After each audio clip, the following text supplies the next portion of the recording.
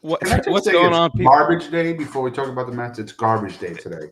And all I have to do is take 2 bags of garbage, walk it about 30 feet, put it in a can, and then walk it about 20 feet, and then come back. And I'm lazy about it every damn time it's garbage day. Why? It's 100 feet. Oh, yeah, it's 100. It's 10 more feet than first base. It's a whole terrain of walking. Yeah, look at you. All right. What's going on, everybody? With 17 days left until opening day, we bring you spring training episode numero dos. Today, it is Keith and I here on the camera, the beautiful peoples. I am Steve. I got Keith right on over here. What's going on, sir? How's it hanging? Look at that. Look at that. You crushed the apple with the guns. Doing good, bud. How are you, man? I'm enjoying seeing how great Juan Soto is, and the Soto greatness. Oh my God, the guy's like the Soto greatness is here. Yeah. All right. Yeah. Rodriguez continues to be on IL, but today we reactivate from the IL. One producer Joe. Producer Joe, welcome back, sir. Look at this clap job. Thank you. Jeez. Thank you. What's going on?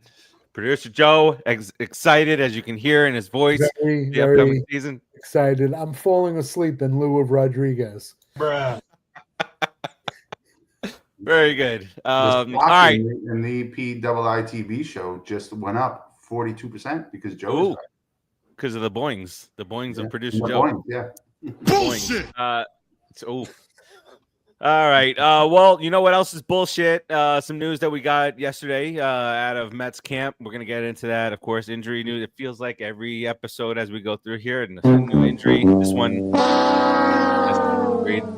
one a little bit more significant, to the lineup. We'll talk about that. We'll talk about some Mets that have made it into the MLB Network's top 10 right now at their respective positions. We'll get into dingy dong. And we'll talk. There's an injury that didn't happen to us, but there's an injury across town of a certain ace that is now going to be out for the season, and we want to kind of talk about what our thought process when it comes to when it comes to Mr. Stearns. I almost said Epler. I don't know what I almost went back in time. Said Epler. I don't know what happened there. Brody. And Stearns and his thought process when it comes to pitchers. But before that, let's get us kicked off with our beautifully produced video, our little opening here. Get us kicked off, Mr. Producer Joe. Put up the bullets!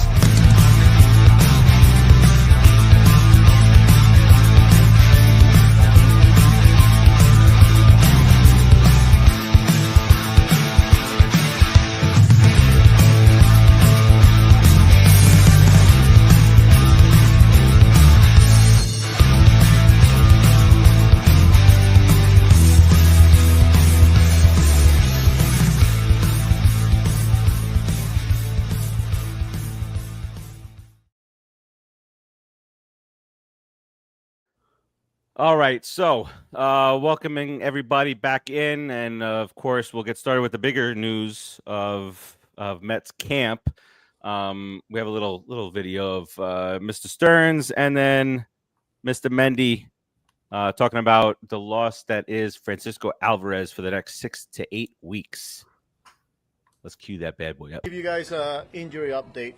Francisco Alvarez has a fracture on the hamate bone, left hand. Happened yesterday during live at-bats. After that second at-bat, felt something, came in, trainer checked him out, sent him for x-ray that showed a fracture.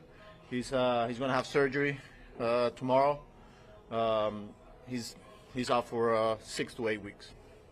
Just to be clear, Carlos said 6 to 8 weeks. Is that until he's back in games? Or that's our expectation, yeah. 6 to 8 weeks back in Major League competition. He's a catcher, and this is his receiving hand, and so realistically, we're probably looking towards the longer end of that 6 to 8 week range. I think that's probably where we set our expectations, but we would expect back in Major League competition at that point. Carlos indicated that you guys might look outside for help. Do you have any thought? We'll see. I think we feel good about the guys we have in camp. Anytime you have a injury to a regular player, you're going to see what's out there, but we don't anticipate this being an extremely lengthy injury. Can I just say I thought my smoke alarm was going off at the end of that video? Really? Garbage night, smoke alarm going off. Going on there.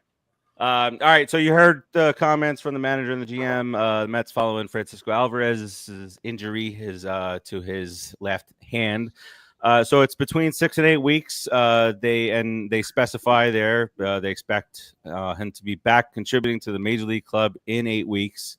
We lean closer to the 8-week number, but so it happens March 10th. You're looking at early May, mid-May return. So not as bad as it could have been had the season already started, but that's a big, significant part of what our lineup is expected to look like. And from my point of view, it's also a big blow to the pitching staff, because you remember last year he was hurt and he came back, and the starting the pitching staff in totality's ERA went down by like 2 runs a game. So that's why I'm a little bit more concerned. But in Torrens we trust, right, Keith? What you got? What are your thoughts on this whole thing? First of all, I was, as they say on the internet, today years old when I learned where your hamate bone is. Yeah. I mean, 2 things. The first part is Alvarez injuries. It seems to be he's a little prone. All he was doing was swinging a bat, I heard. I thought a foul ball hit him, but all he was doing was swinging a bat when this happened. It sounds very odd to me. It was probably pre-existing from something else. I can't see how. I'm squeezing my hamate bone, by the way. Yeah. So for those on the podcast end of this, audio only, Keith is rubbing his hand. Yes. I don't see how otherwise that can happen.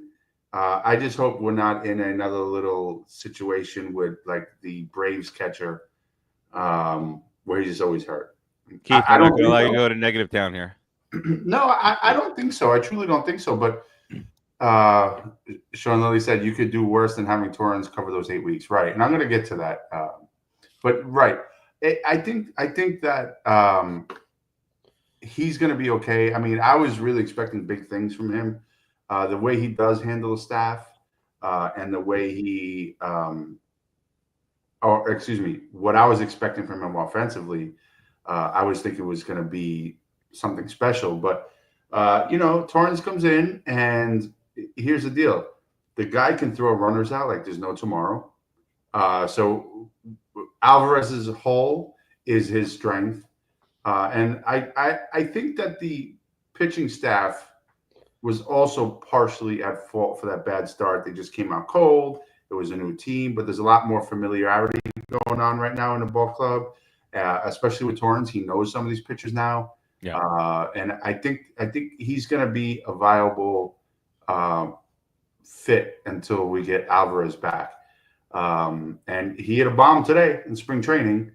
And also having him play the first month and a half of the season is good for us in the long run, because when we get down the stretch and Alvarez may get a little tired and we're trying to make a playoff push, we got this guy who knows the staff, who's been in there. He knows, the players around him and the coaches, and he's got actual playing time in the Mets. I think we're going to be okay. I don't think we're going to necessarily really feel the effects, but I think we're going to appreciate Alvarez when he comes back.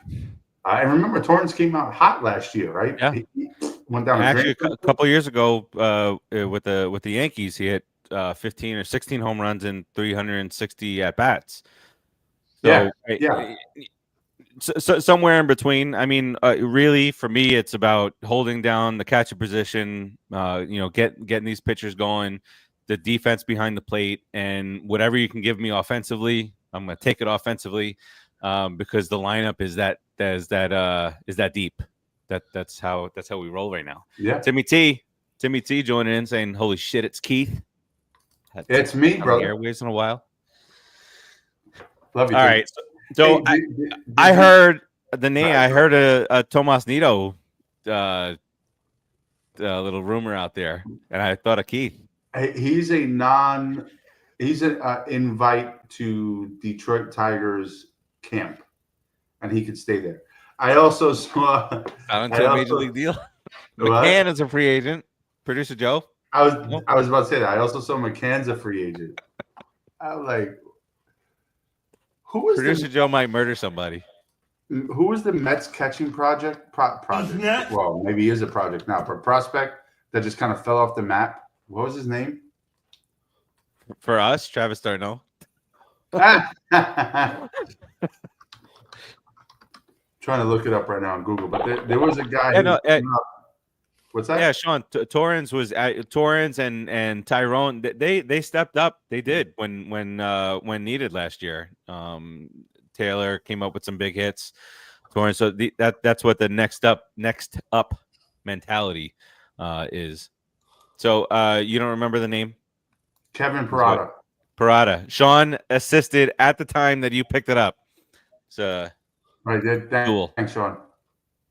Is he around? Kevin Parada. I mean, can we get him on the line? You remember it was like, oh, who's gonna make it up, him or Alvarez? Oh yeah. Yeah, and now he's like he's nothing. I've been talking to Timmy already. We got a lot of giveaways, a lot of bobbleheads this year at Citi Field, a lot of promotions. Let's go to WWE night. It's Mr. Met, from what I saw. Mr. Met in WWE gear. Well, John Cena, Met fan, did this thing on the Big Tron. Now he turned bad, and the Met said, "We don't want you around here no more." Turn to a heel, Keith. Yeah, that's our next topic. I think that's the reason why we should have him there, i.e., Jesse Winker, the Winkster. Yeah, I'm in for all that. But Torrance hit a home run today. Mm-hmm. Juan Soto has hit a home run today. So that's the way the Nationals brings it. Yeah. Oh no, the Yankees or the Padres. Oh no, the New York Mets, baby. Woo! I don't know the context around this. I don't even know if I should bring this up on this because of not knowing the context. I'm sure they asked him specifically about a player, but Soto said that Tatis is the best player in baseball. He's the guy who he anointed as best player in baseball.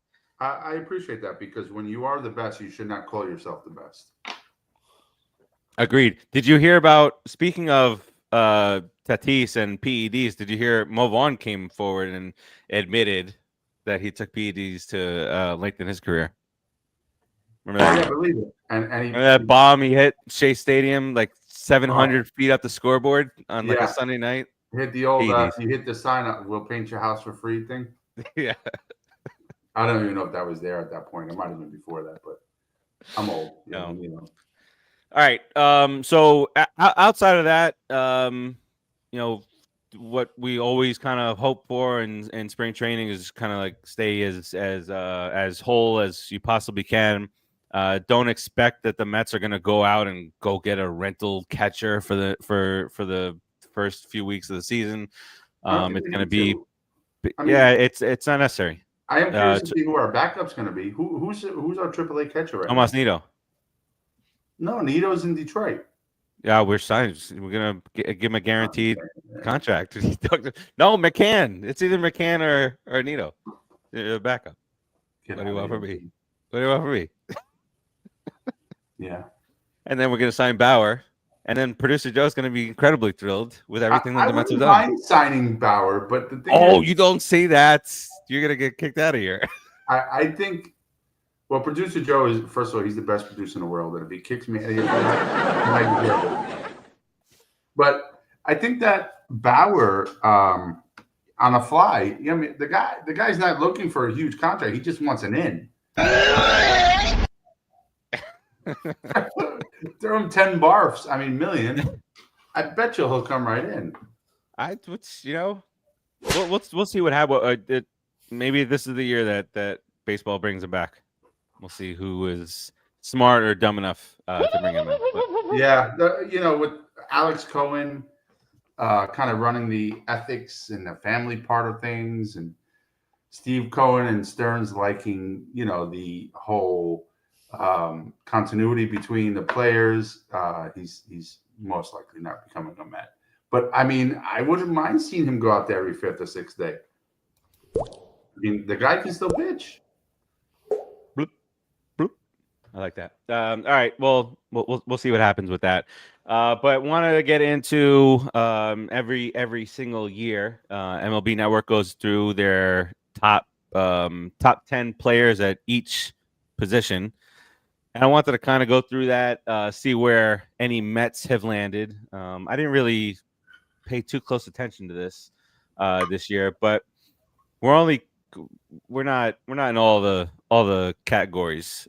Keith, left field, we got representation. We got Brandon Nimmo. He comes in at number 6, with still guys like Christian Yelich still above him. Jarren Duran from the Red Sox, who came out of I don't want to say nowhere, but had a huge year last year. Jordan Alvarez from Houston. But not much more we can ask from our guy out in left field. He was dealing with something, but he's back to it's spring training. Plantar fasciitis. That's him too? Yeah, he had that last year. That was him. Yeah, that was him. He was still struggling with it a little bit this year. And then he was saying he had some soreness in his knees or in some other. In D's. And we don't have to stop to talk. I mean, we talk about Nimmo all the time here. First base. This is before Mr. Peter re-signed with the New York Metropolitans. He came in at he was number 6 last year. And Nimmo was number 2 last year. He fell down to number 6. Pete was number 6 last year. He falls to number 8 this year. Guys ahead of him. Freddie Freeman, number 1. Back-to-back years, number 1. Bryce Harper, number 2, back-to-back. Matt Olson, number 3, back-to-back. Vladdy's number 4. Yandy Diaz from Tampa is number 5. Wilson Contreras, St. Louis, was number 5 as a catcher last year. Now as a first baseman, full-time, exclusively. Christian Walker, and then Pete. I think it's fair. I mean, I think Pete needs to have quite a year this year that we're expecting him to have. For a second. I think he needs to have the year that we all expected him to have last year, this year, and he could shoot himself back up that ladder to 6 or 5. The guys above him, they'll probably always be above him, until they decline. Curious to see Freeman this year. I don't know if he's going to decline or not, but he's at that age where he can either stay steady or he's going to start going down the tubes. But we'll see. Pete really needs to have the year. We're always waiting for a decline.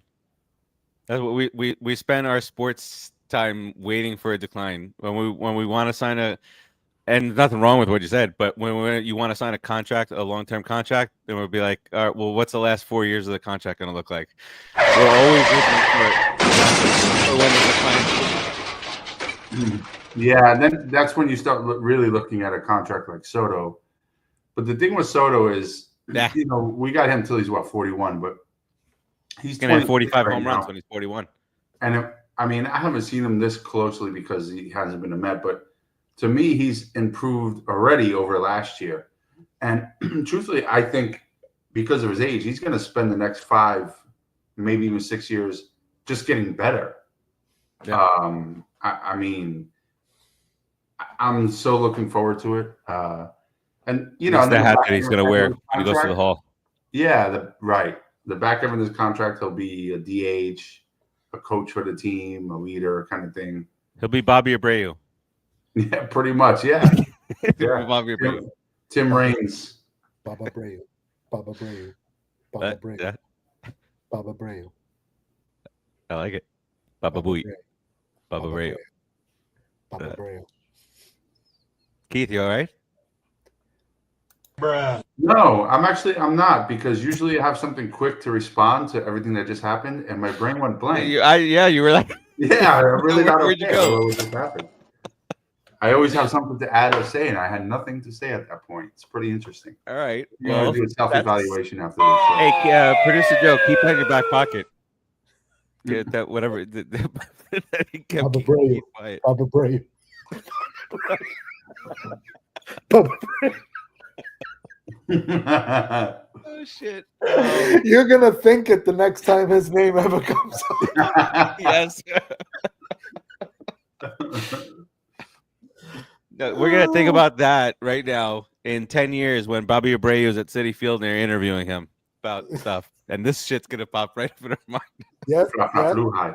right into the front of your head. Bubba Brave. Oh shit! Bubba Baba Brave. Booey. Baba Booey. All right. Well, the sad part is Baba Booey's ceremonial pitch. Yes. It was something else. But anyway. It's not great. All right, right field. We also have representation out there. Thanks to Mr. Juan Soto. He comes in at number 3. Behind Aaron Judge, last year's number 1 center fielder. Now moves to right field.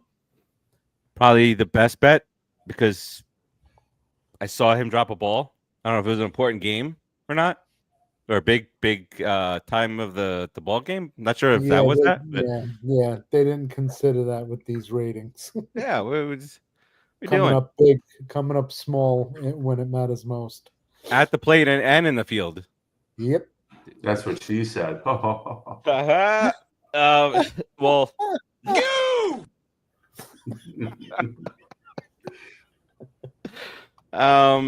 Kyle Tucker, number 2 for the Cubs. I don't know about that. Tucker. And then Fernando Tatis comes in at number 4.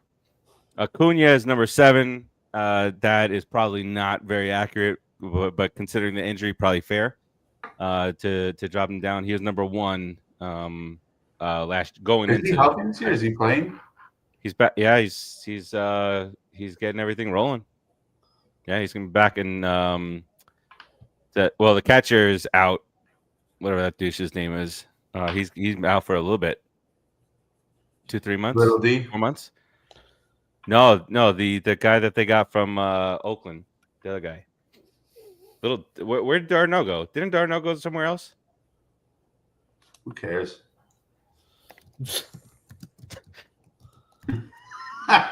Really, fuck him. I'm curious to see though. The Angels. He's signed with the Angels. The Angels, yeah. I really like Acuna, but I hate the fact that we got to look at him so many times a year. That son of a bitch. Yeah, Travis went there. He's a feels like he's a surfer guy at heart. Southern California looks like it suits him. All right, shortstop. We also have representation there. Francisco Lindor. Now, my question is: as Francisco Lindor come in to last year's rating at number 2, have the year that he had, Sean Murphy. Thank you, Sean. Well, yeah, Sean. And fall to number 3. What are we doing? Gunnar Henderson has moved to shortstop, and they have Gunnar Henderson at number 1. Last year's number 6 third baseman. They have Corey Seager ahead of Lindor, and then Bobby Witt, Mookie Betts, Dansby Swanson, and the rest kind of filter out. Trey Turner's on there also. Bullshit. How they put? You said Gunnar number 1. Gunnar Henderson's number 1. They have him. He was number 6 third baseman last year, but now he's a shortstop. I mean, I don't see how Lindor fall. I know it's a spot, and I know this is a bullshit made up list, and I'm gonna get angry for this for no fucking reason. But Yeah, how do you have the if not for Ohtani, Lindor is the MVP, and if you want to have that discussion, we could have that another time of Lindor probably deserving the MVP anyway. But falling a spot, and there's Gunnar Henderson slides right into that number 1 spot. Yeah, that's bullshit. First year at the position. I don't like it. Go back to third, bitch. Producer Joe, can we file a complaint? Official. MLB Network. Let's get Shut up! All right, that's Really? fair enough too. Second baseman, we got nobody. We got. I'll say it for him. We got a fucking golfer that's trying to play second base. Rodriguez. Shout out to Rodriguez. Rodriguez loves his golf. Yeah. It's every morning. He's fascinated by it. Talks about it every day. He loves it. Yep. So 200 yards for. No, that's his bat. Yeah, that makes sense. Number 1 is Ketel Marte from Arizona. And Altuve is on there. Jazz Chisholm moving over to the Yankees. He's number 5 on that list. Former Met Andres Jimenez, who was traded to Cleveland for Lindor, who has now since been traded to the Blue Jays, solidifying once and for all these idiots out there. There was a pretty lopsided trade. Okay, pretty lopsided. And then Gleyber Torres, former Skank, goes to the Detroit. He's number 10 there. Third baseman, also don't have anybody on this list here, Keith and producer Joe. Jose Ramirez shows up at number 1. Yeah, Devers, Bregman, Manny Machado, Austin Riley, who I despise. Hey, Farace, I'm sorry. I need to step away for a sec. I'll be right back. I got this. To the list. I'll come right back, baby. I got this. Hurry up. Is he back yet? No. Yeah, he's back. Yeah, all right. Yeah, he's back now. All right. No. Arenado, who was supposed to get traded all off season, said he wanted to go here and he wanted to go there. Boston was in the mix, but he's kind of settled back in with St. Louis and a bunch of losers. It's gonna be a tough team this year for him to be a part of. I'm sure he's gonna get traded at the deadline. But kind of like the older folk, older Arenado, you got Muncy in there, Suarez from Arizona, rounds out the top 10. Some guys who are out there, not many young kids on the third base list. Starting pitching. Next year, Vientos will be in the top 5 in that list.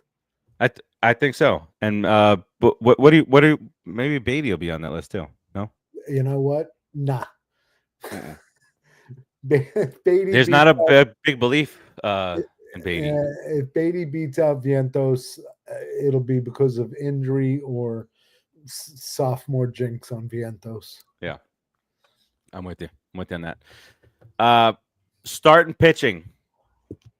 Not a soul. Not one. Not one of these guys. And what's going to really piss me off is, looking at it, it's already pissed me off. Garrett Cole's number 8. He's gone. He's out for the season. So let's knock that bad boy out there. Corbin Burns, who I thought the Mets were going to target, but we'll talk about why we think that he didn't get targeted. You got Blake Snell at number 5, Paul Skeens at number 4, Chris Sale. Now, Chris Sale, he was not supposed to do what he did last year, right? He's come back down to earth a little bit. I don't believe he's going to be the number 3 starting pitcher in all of baseball. But I might also be a little biased against that team from Atlanta. I don't know.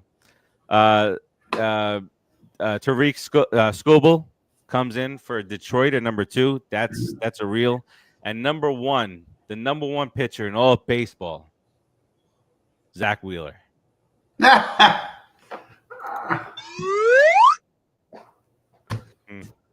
mean,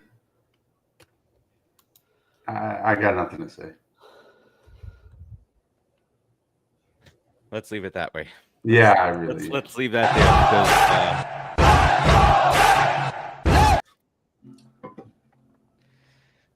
because catchers also don't have anybody in there.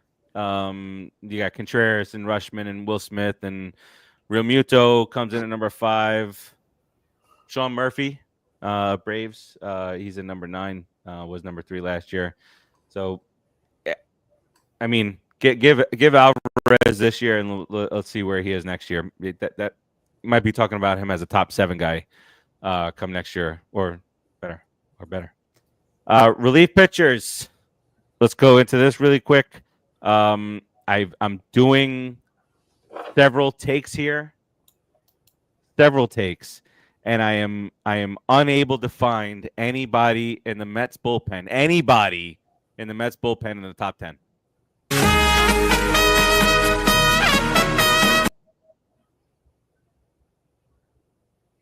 Nobody. Is that not a hard pill to swallow? You know who's the number 1 relief pitcher in all of baseball? Diaz had a little bit of a rough go at some point, but for him not to make the top 10 is that's dumb. Yeah, I would love to hear the explanation on that. The number 1 relief pitcher in all of baseball is the guy who gave up the 3-run jack to Pete Alonso last year in Milwaukee. That's your number 1. There's the guy who has like a 17,000 ERA in playoff baseball. Let's go, Pete. Big Pete. Listen, I could watch that inning over and over and over again. Lindor takes that pitch just outside. Nimmo, base hit towards right center, up just left of second base, and then Big Pete with the big kissed it goodbye. It's a beautiful thing. I think that.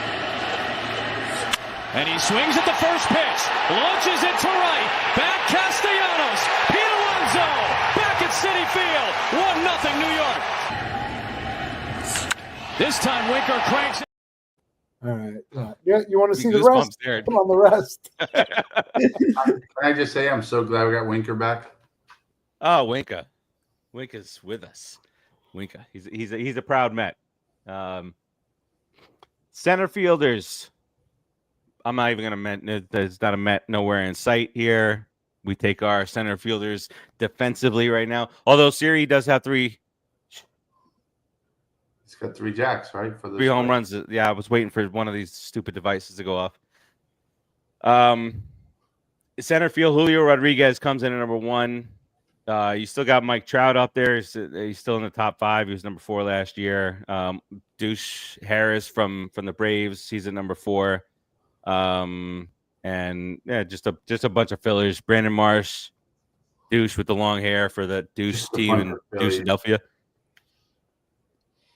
All right, but wait. So obviously, there's some holes in these lists here, and some places where we would have maneuvered some people around. I don't get the Lindor thing. I don't get the Diaz not even being on the top 10 at all.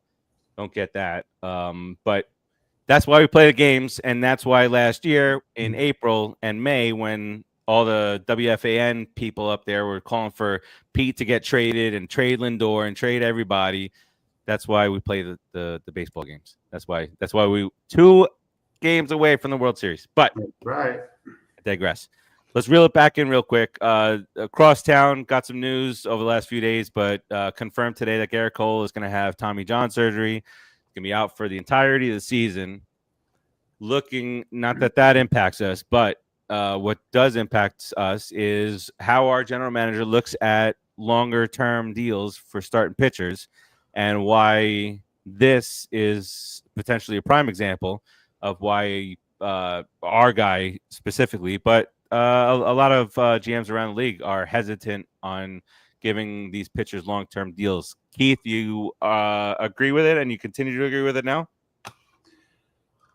I was up in the air somewhat prior to the Cole injury. I mean, not that we haven't seen injuries on pitchers and long-term deals like this before.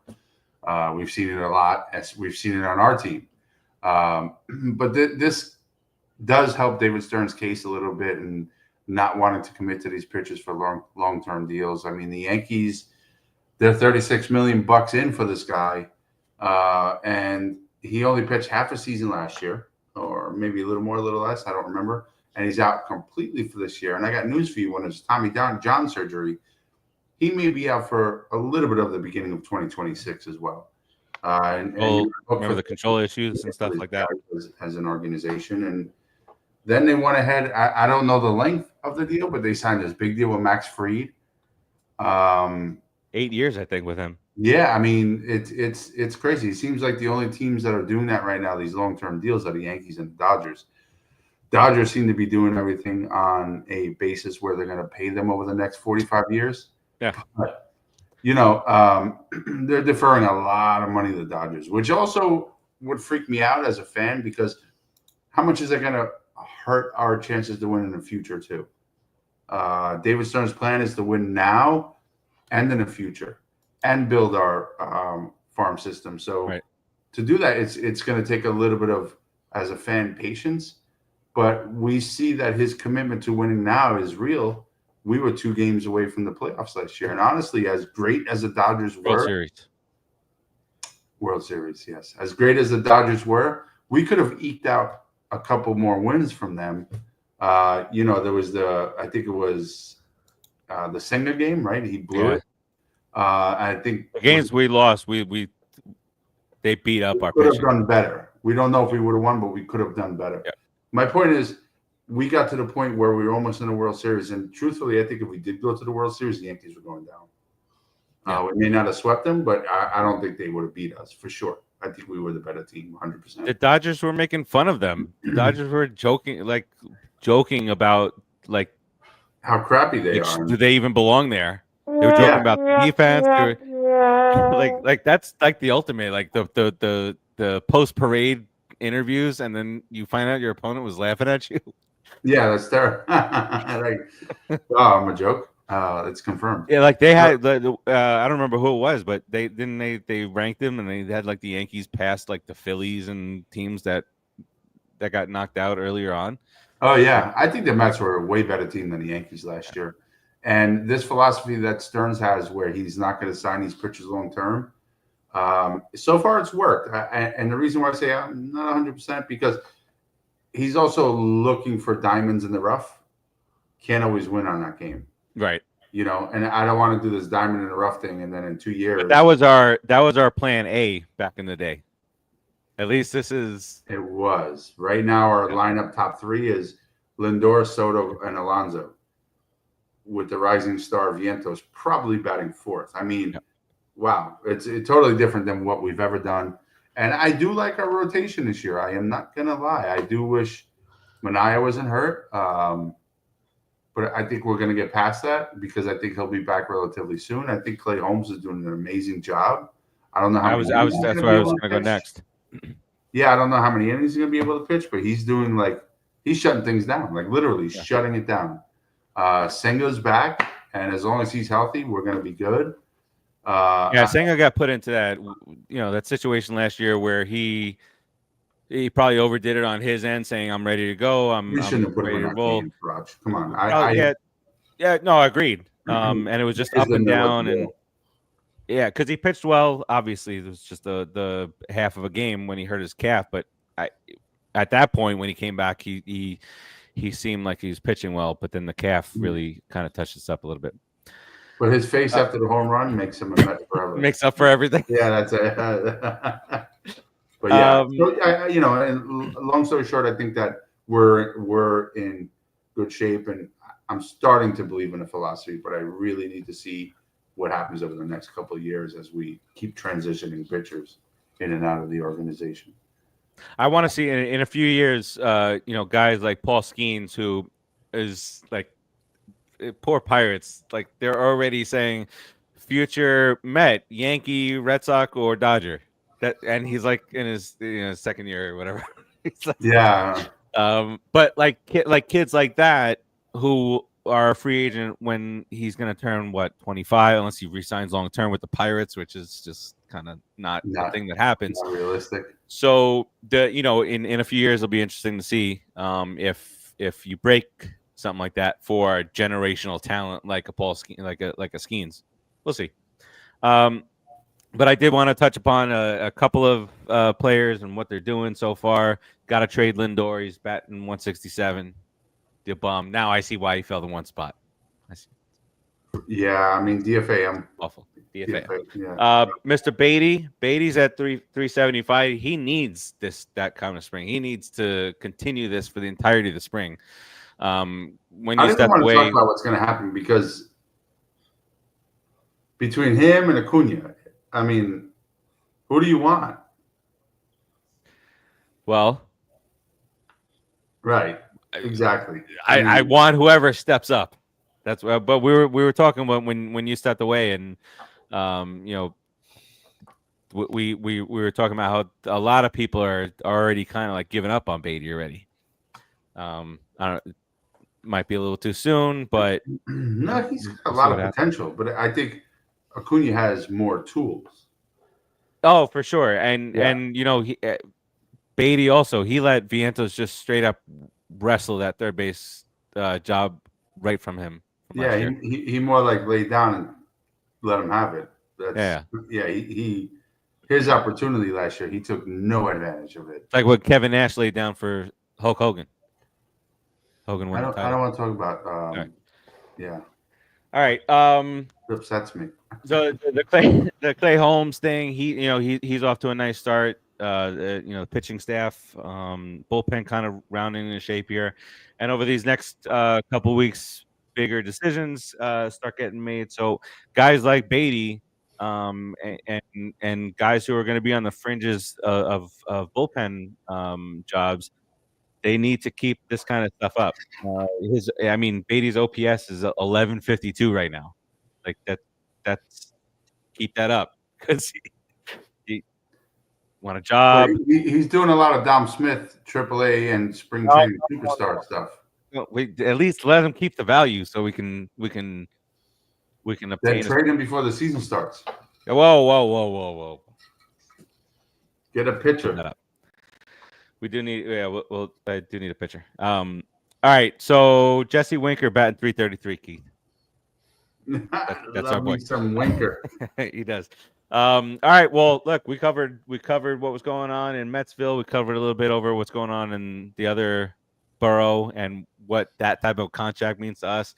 Keithy Kins, what do we got here on the way out here for all the adoring fans? It's going to be an exciting season. I'm looking at Clover Park, and I want not Clover. Clover Park, yeah. Clover. What? Huh?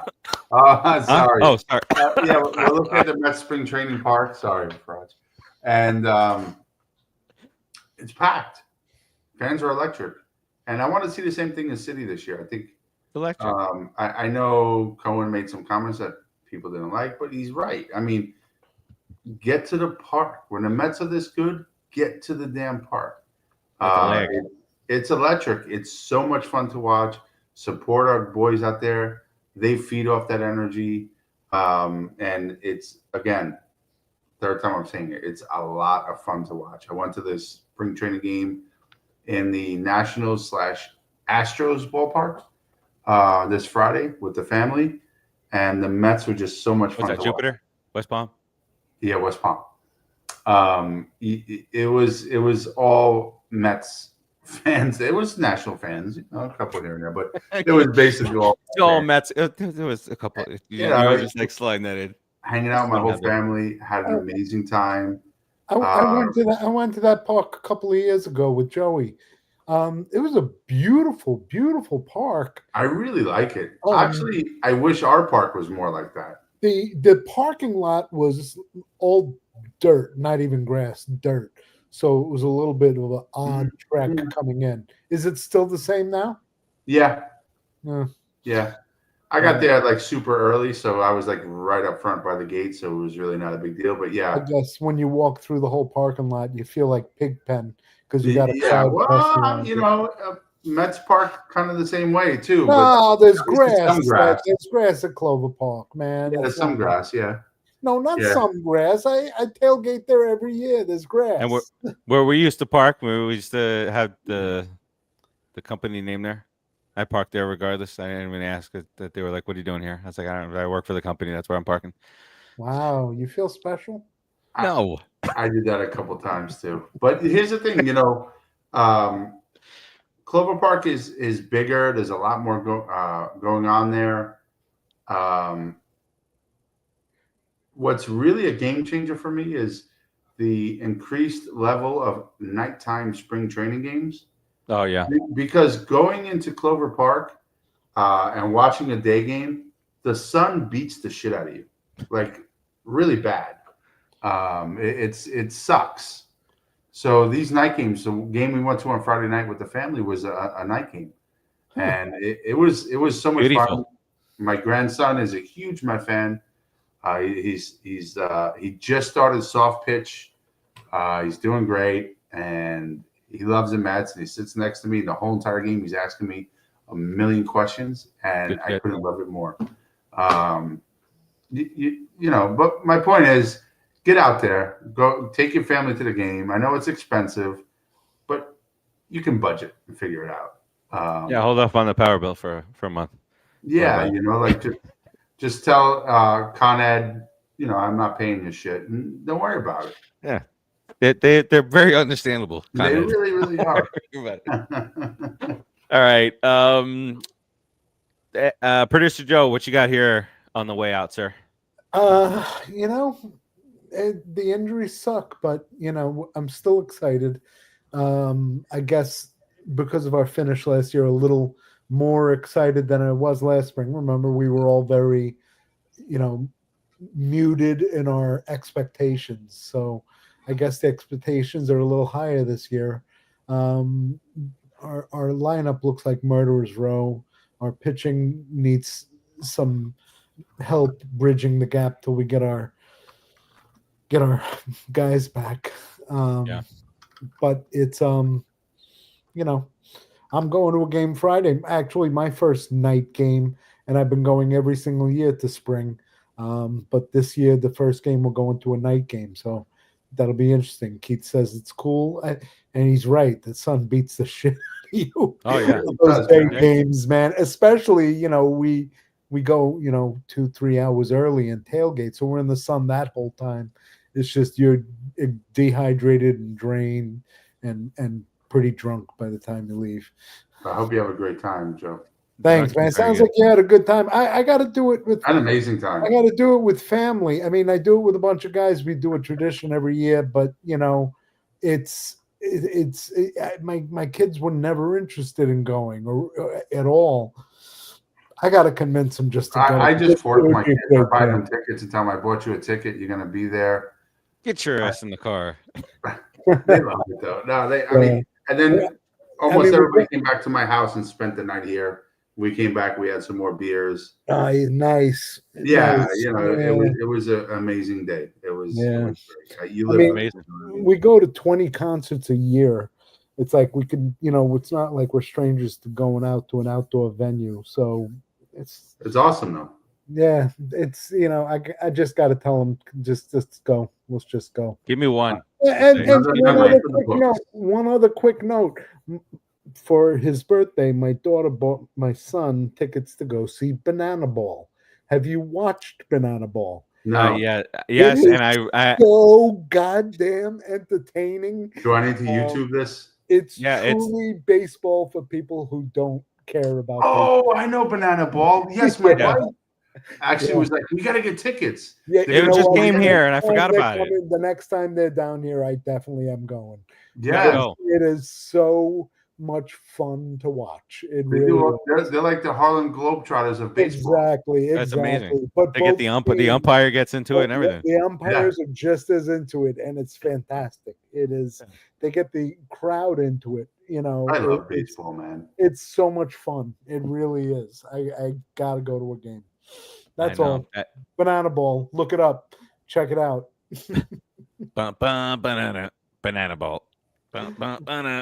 Since we're still under an hour, and I know we're trying to wrap up, but can we do a quick round robin on what we like most about Juan Soto? These nuts. I'm kidding. I love Juan Soto. I'm so happy he's on our team. I love Juan Soto. Let us count the ways. I love Lindor just as much, but you know, he's like you know, the old story, you know. Wow. Maybe Soto and the Wookiee. All right, that does it this week. Over the next couple of weeks, we got predictions for around baseball, player predictions coming up, right before you know it, opening day comes aboard, and the annual hate that I receive when I don't pick the Mets go to the playoffs. Get hate. I get yelled at. People walk out of rooms. Rodriguez walked out of the studio one year when I said the Mets were not going to make the playoffs. Are you done talking about that yet? Or? All right, that does it. We'll keep you updated on everything that goes on with the Metropolitans and all the goodness and every day I can watch inning after inning from last year. It's just amazing. That keeps you focused until opening day against some douchebag there in Miami that Monday following opening day. Is MLB 2025 out yet? Soon. I think in end of March, right? Soon. Well, I'm definitely getting it. I want giddy up. All right. That does it for us. Mr. Producer Joe, get us up on out of here. the boat.